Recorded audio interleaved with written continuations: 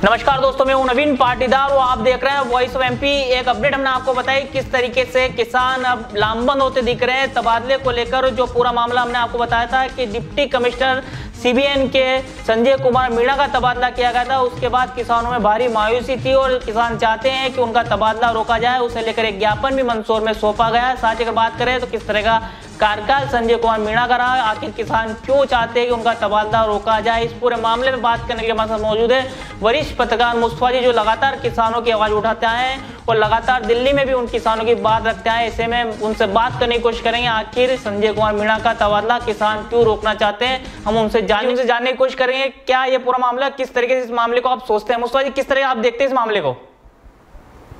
देखिए नवीन, ये मामला यूँ देखा जाए तो बहुत ही आश्चर्यजनक है, क्योंकि पिछले लंबे समय यदि बात की जाए 35 साल के जर्नलिज्म में मैंने जो देखा है वो ये कि आम तौर पे अफीम किसान नारकोटिक्स विभाग और उनके अफसरों के भारी खिलाफ होते हैं। ये अजूबा मैं पहली बार देख रहा हूँ जब deputy narcotics commissioner Sanjay Meena साहब के ट्रांसफर के बाद अफीम उत्पादक किसान के स्थानांतरण को रुकवाने के लिए लामबंद होते दिखाई दे रहे हैं। ये एक अलग बात है कि उनके इस संघर्ष का क्या परिणाम निकलता है या निकलेगा या ना भी निकले, क्योंकि आमतौर पे केंद्र सरकार में स्थानांतरण के बाद ट्रांसफर रुकते नहीं, पर ये देखने वाली बात है। और आज अफीम उत्पादक संघर्ष समिति जो है उसने मंदसौर कलेक्टर को ये ज्ञापन सौंपा है और इस ज्ञापन पे उन्होंने साफ तौर पे ये लिखा है कि किसान हितैषी deputy narcotics commissioner Sanjay Meena साहब का स्थानांतरण रोका जाए। और क्यों रोका जाए इसके भी कई कारण उन्होंने लिखे। उन्होंने कहा कि उनके कार्यकाल में कोई भी झूठा केस जो है तो एनडीपीएस का नहीं बना। साथ ही उन्होंने ये भी लिखा कि जब कभी किसान परेशान हुए तो जब भी वो डिप्टी नारकोटिक्स कमिश्नर से अपनी व्यथा कहने गए तो उनका हमेशा स्वागत हुआ और उनकी समस्याओं का मौके पे निराकरण हुआ। साथ ही उन्होंने ये भी कहा है कि ये संजय मीणा साहब का ही कमाल है कि इस पूरे विभाग का डिजिटाइजेशन होने की और कहीं ना कहीं जो करप्शन घुन की तरह नारकोटिक्स विभाग में लगा हुआ था उस करप्शन पे भी लगाम लगी और जीरो टॉलरेंस नीति पे संजय मीणा जो डिप्टी नारकोटिक्स कमिश्नर है उन्होंने काम किया। तो ऐसे तमाम कारण इस ज्ञापन पे लिखे हुए हैं और उसके बाद उन किसान नेताओं का जिन्होंने ये आज ज्ञापन मंदसौर कलेक्टर को दिया, ये ज्ञापन राष्ट्रपति, प्रधानमंत्री, नारकोटिक्स कमिश्नर और वित्त मंत्री के नाम है। उनका ये भी कहना है कि ये उनका अभियान अभी नहीं रुकेगा और वे दिल्ली भी जाएंगे और वहां जाके नेताओं से बात करेंगे और उनको कहेंगे कि संजय कुमार मीणा का स्थानांतरण सरकार तत्काल रोके। जी नवीन। मुस्तफा जी, कई बार आपने लंबा वक्त आपको पत्रकारिता का हो गया, कई किसान आपके टच में रहते हैं, कई नजारे आपने देखे होंगे कि किसान नारकोटिक्स अफसरों को लेकर बड़ा आक्रोशित दिखते हैं, लेकिन ये पहली बार ऐसे देखने को मिल रहा है कि किसान एकजुट होते दिख रहे हैं, अधिकारी का तबादला रोकने के लिए एकजुट होते दिख रहे हैं। कि किस तरीके से आप इसे सोचते हैं? देखिए नवीन, आप बिल्कुल सही कह रहे हैं और ये मैंने अपनी बात जो शुरू की तभी मैंने ये कहा कि 35 साल के जर्नलिज्म में मैंने ये पहली बार देखा है कि और लामबंद भी बड़े पैमाने पे लामबंद हो रहे किसान। जिस दिन स्थानांतरण का आदेश केंद्र सरकार से आया था, चूंकि उन किसानों को इस बात से फर्क नहीं पड़ता है कि नए अफसर कौन आ रहे हैं, उनसे उनका कोई खिलाफ खबर नहीं है, उनको जानते नहीं है। उनकी जो जिद है वो संजय कुमार मीणा है। उनका साफ तौर पे कहना है कि ऐसा किसान हितैषी अफसर जो राउंड द क्लॉक 24 आवर्स किसानों के दुख दर्द को सुनने के लिए तैयार हो, किसानों को जवाब देने के लिए तैयार हो, ऐसे अफसर को हम होना नहीं चाहते। और जिस चीज से किसान सबसे ज्यादा होता नारकोटिक्स विभाग में फैला करप्शन, अफीम के एनडीपीएस के झूठे मुकदमे, साथ ही खेतों की नकदी को लेके करप्शन, पट्टा बांटने को लेके करप्शन। कहीं ना कहीं आपने और हमने खुद ने भी देखा है कि मध्य प्रदेश में जब से संजय कुमार मीणा है जीरो टॉलरेंस की नीति पे काम किया गया और अक्सर जो है घूस की बात तक करने से डरते थे, क्योंकि उनको पता था कि यदि कलई खुल गई तो उनको नौकरी से हाथ धोना पड़ सकता है।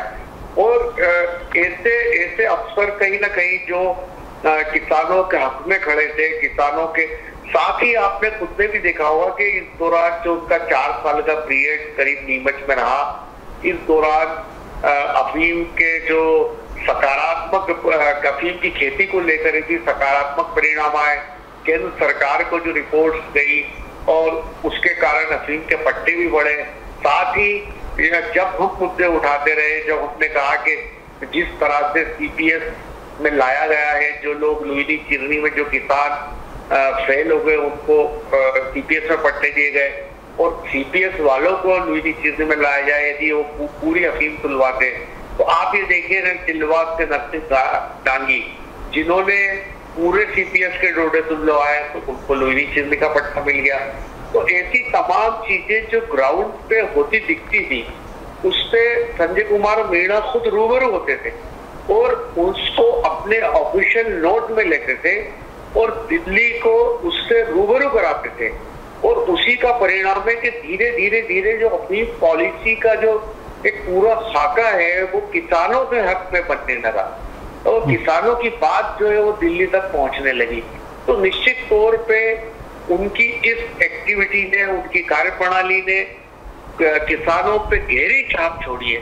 और आप ये देखिए पड़ोसी राज्य राजस्थान, वहां की नारकोटिक्स के क्रियाकलापों को लेके आए दिन मीडिया में सुर्खियां रहती है, हेडलाइंस बनती है, चाहे वो करप्शन के मामले हो या दूसरे मामले हो।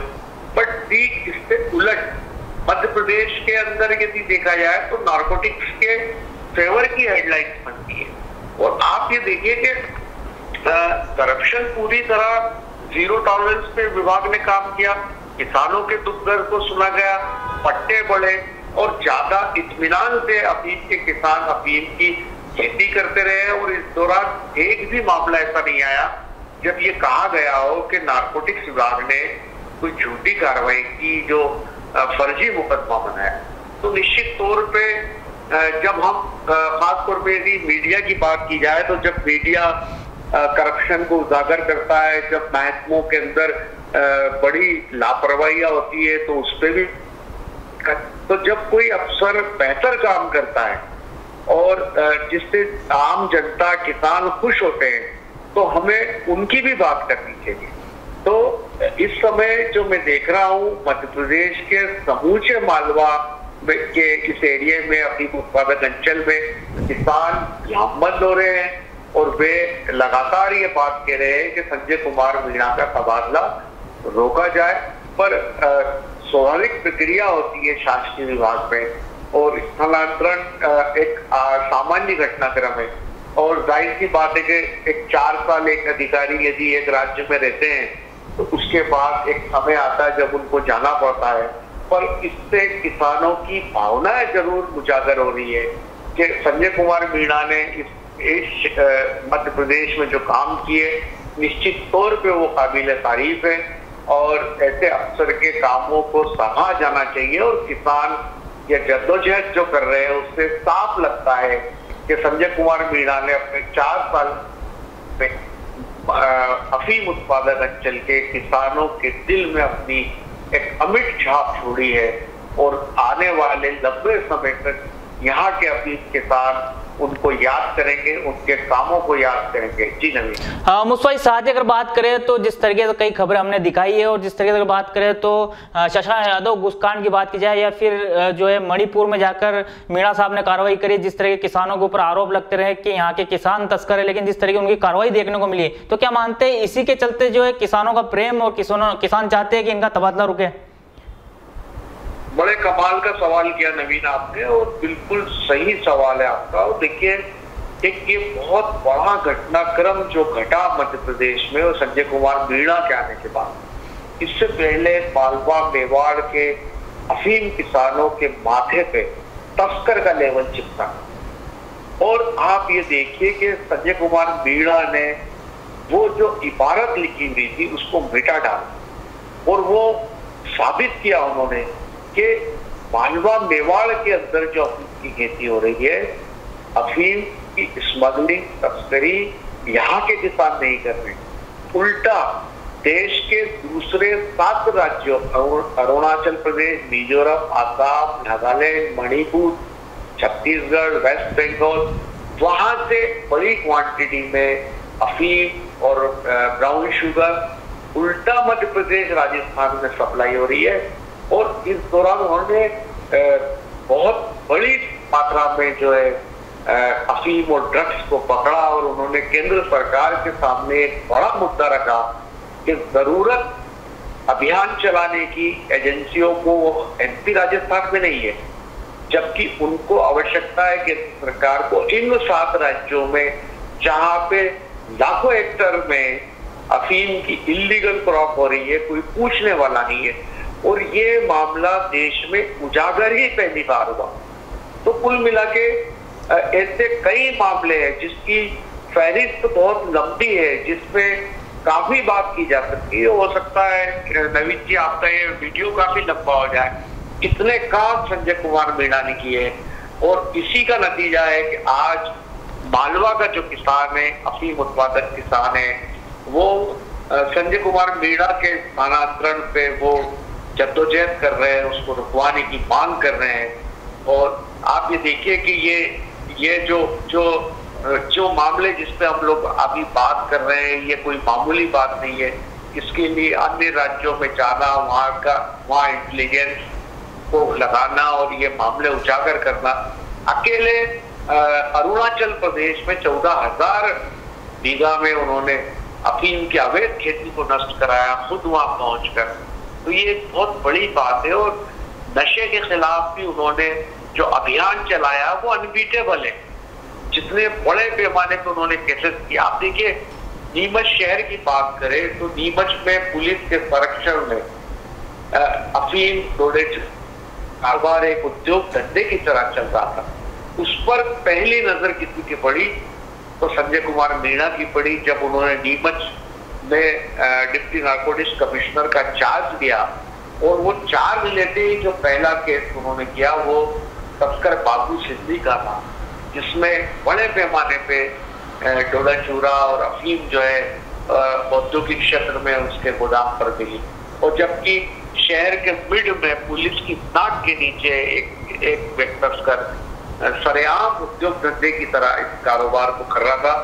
और बाबू सिद्दी के नेटवर्क को संजय कुमार मीणा ने तहस नहस कर दिया।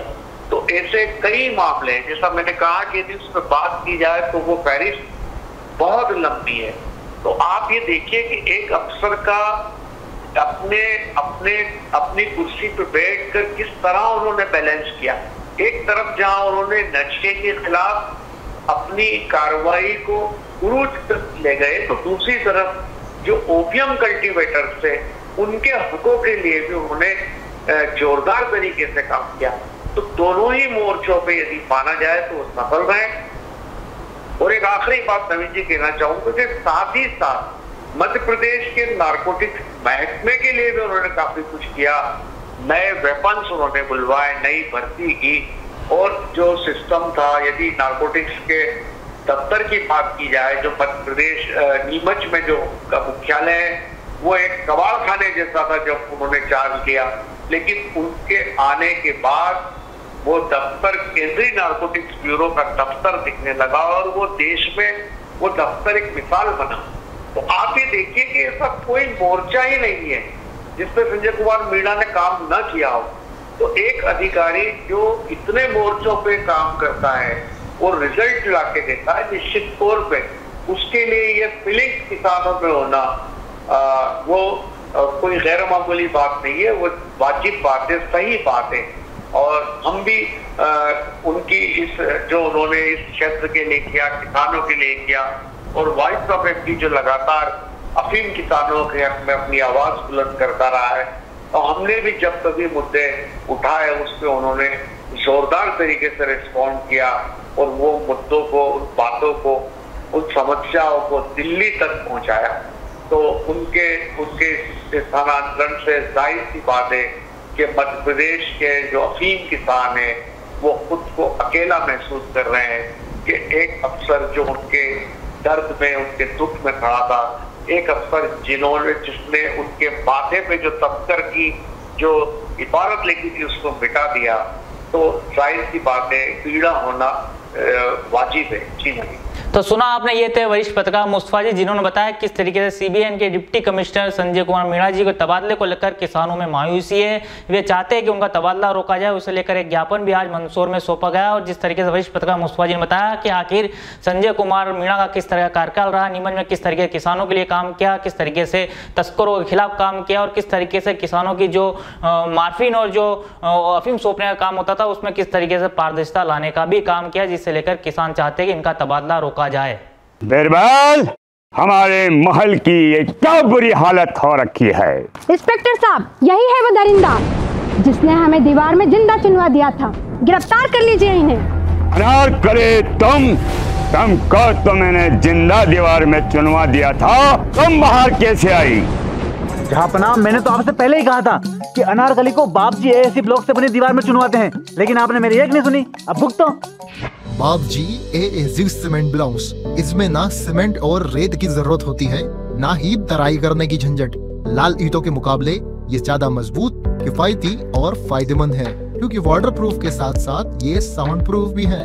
काश मैंने अनारकली को बापजी ब्लॉक से बनी हुई दीवार में चुनवाया होता तो मुझे ये दिन नहीं देखना पड़ता। आप जहांपनाह जैसी मूर्खता न करें।